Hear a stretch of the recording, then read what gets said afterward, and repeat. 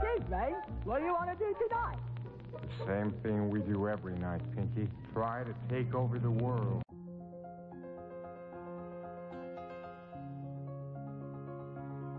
And now it's my privilege to enclose part 6. This part will give you an excellent understanding of the most wonderful piece of mechanism which has ever been created. A mechanism whereby you may create for yourself strength, health, success, prosperity, or any other condition which you desire. Necessities are demands, and demands create action, and actions bring about results. The process of evolution is constantly building our tomorrows out of our todays. Individual development, like universal development, must be gradual with an ever-increasing capacity and volume. The knowledge that if we infringe upon the rights of others, we become moral thorns and find ourselves entangled at every turn of the road should be an indication that success is contingent upon the highest moral ideal, which is the greatest good to the greatest number. Aspiration, desire, and harmonious relations constantly and persistently maintained will accomplish results. The greatest hindrance is erroneous and fixed ideas. To be in tune with eternal truth, we must possess poise and harmony within. In order to receive intelligence, the receiver must be in tune with the transmitter. Thought is a product of mind, and mind is creative, but this does not mean that the universal law will change its modus operandi to suit us or our ideas, but it does mean that we can come into harmonious relationship with the universal, and when we have accomplished this, we may ask anything to which we are entitled, and the way will be made plain. The universal mind is so wonderful that it's difficult to understand its utilitarian powers and possibilities, and its unlimited producing effects. Now, we found that this mind is not only all intelligence, but all substance. How, then, is it to be differentiated in form? How are we to secure the effect which we desire? Ask any electrician what the effect of electricity will be, and he'll reply that electricity is a form of motion, and its effect will depend upon the mechanism to which it is attached.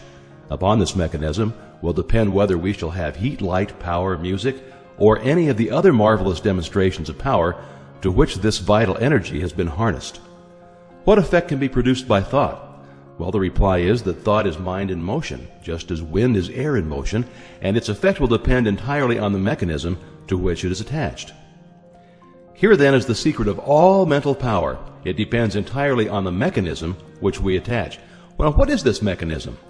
You know something of the mechanism which has been invented by Edison, Bell, Marconi, and other electrical wizards, by which place and space and time have become only figures of speech.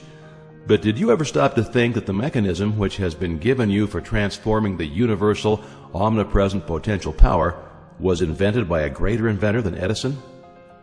We're accustomed to examining the mechanism of the implements which we use for tilling the soil, and we try to get an understanding of the mechanism of the automobile which we drive. But most of us are content to remain in absolute ignorance of the greatest piece of mechanism which has ever come into existence, and that is the brain of man. Let's examine the wonders of this mechanism. Perhaps we shall thereby get a better understanding of the various effects of which it is the cause. In the first place, there is great mental world in which we live and move and have our being. This world is omnipotent, omniscient, and omnipresent. It will respond to our desire in direct ratio to our purpose and faith. The purpose must be in accordance with the law of our being. Now that is, it must be creative or constructive. Our faith must be strong enough to generate a current of sufficient strength to bring our purpose into manifestation. As thy faith is, so be it unto thee, bears the stamp of scientific test. The effects which are produced in the world without are the result of the action and reaction of the individual upon the universal. That is the process which we call thinking. The brain is the organ through all this process is accomplished. Now think of the wonder of it all. Do you love music, flowers, literature? Or are you inspired by the thought of ancient or modern genius?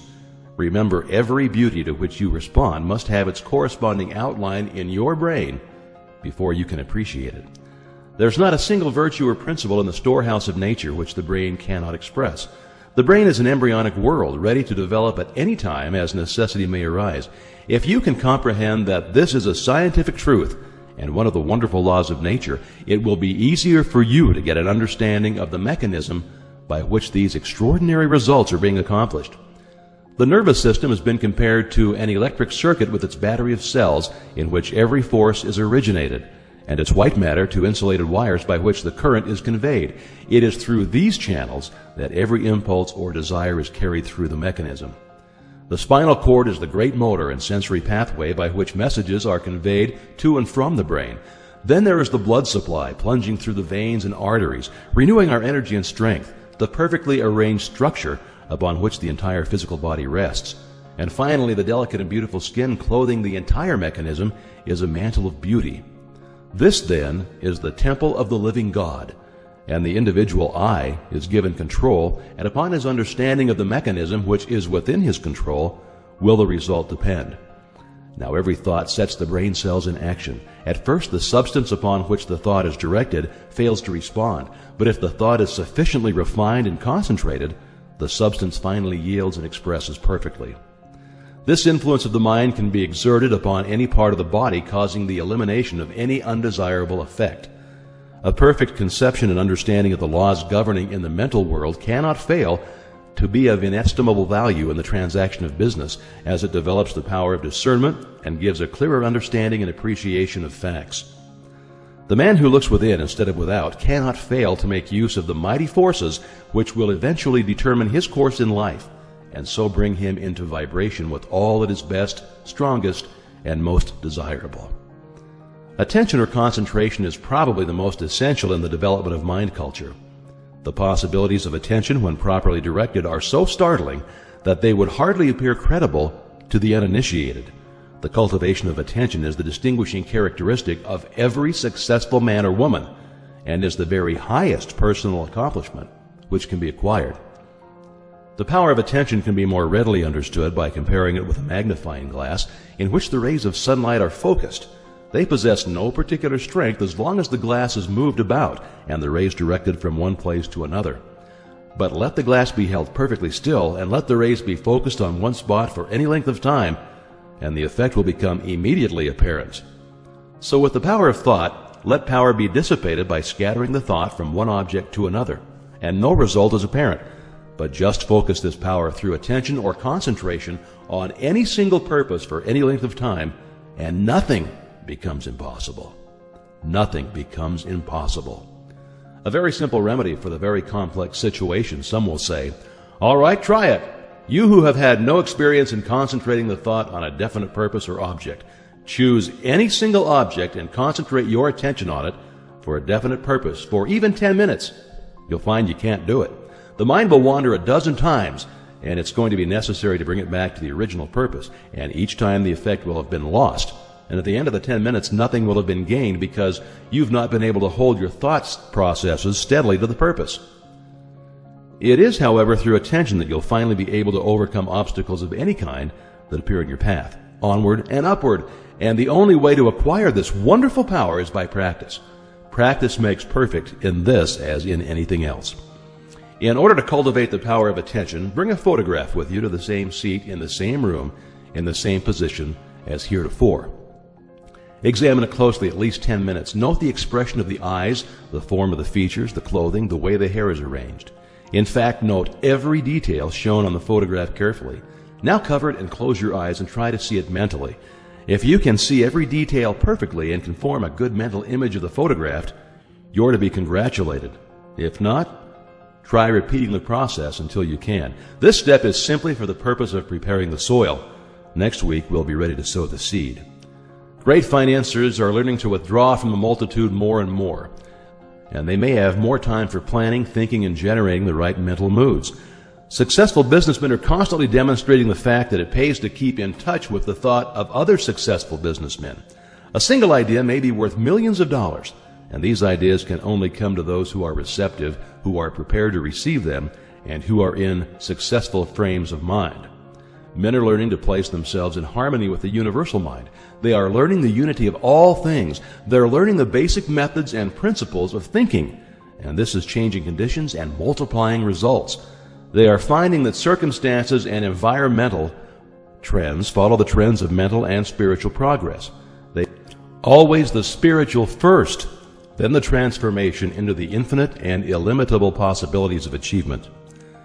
As the individual is but the channel for the differentiation of the universal, these possibilities are necessarily inexhaustible. Thought is the process by which we may absorb the spirit of power and hold the result in our inner consciousness until it becomes a part of our ordinary consciousness.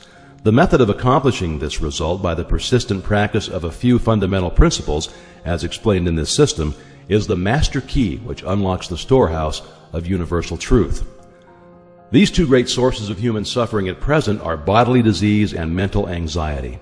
These may be readily traced to the infringement of some natural laws. This is no doubt owing to the fact that so far knowledge has largely remained partial, but the clouds of darkness which have accumulated through long ages are now beginning to roll away, and with them many of the miseries that attend imperfect information.